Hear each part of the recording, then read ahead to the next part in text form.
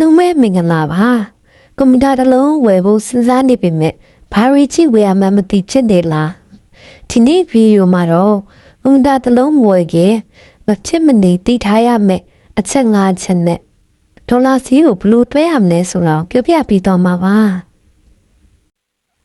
နံပါတ်1တစ်ချက်အနေနဲ့ရည်ရွယ်ချက်ကိုအရင်သတ်မှတ်ပါပထမဆုံးအနေနဲ့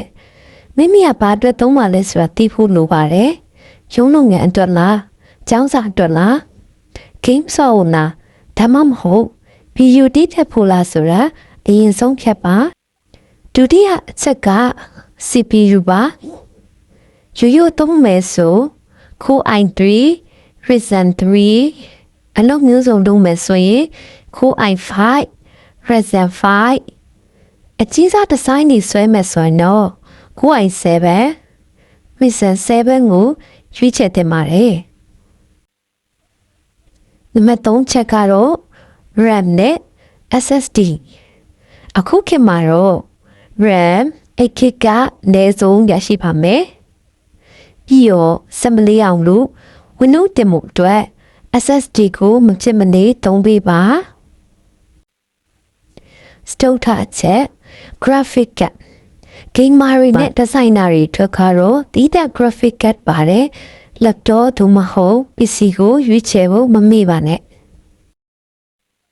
နောက်ဆုံးချက်ကတော့ Randy ဆိုင်မာရင်တေးချာချာစစ်ဆေးဖို့နဲ့အမကန်တတန်းကိုတေချာမေးမြန်းဖို့ပဲဖြစ်ပါတယ်ကွန်ပျူတာဈေးတွေကဒေါ်လာဈေးပေါ်မူတည်ပြီးပြောင်းလဲနေတပါတယ်တပ်ပုံကတော့လွယ်လီပါပစ္စည်းတန်ဖိုး US ဒေါ်လာကိုအဲ့ဒီနေရဲ့ပြင်ပဒေါ်လာပေါက်ဈေးနဲ့မြောင်းလိုက်ရုံပါပဲဥပမာဒေါ်လာ900တန် laptop ဆိုရင်အပြင်ဈေး9000နဲ့ရောက်ရင်25သိန်းဝန်းကျင်ကြာတင်မှာပဲဖြစ်ပါတယ်ဒီချက်လေးတွေကိုသိထားရင်တော့တင်တော်ဆိုကွန်ပျူတာကိုစိတ်ချလက်ချဝယ်ယူနိုင်မှာပဲဖြစ်ပါတယ်အလုံးမဲ့အဆင်ပြေကြပါစေ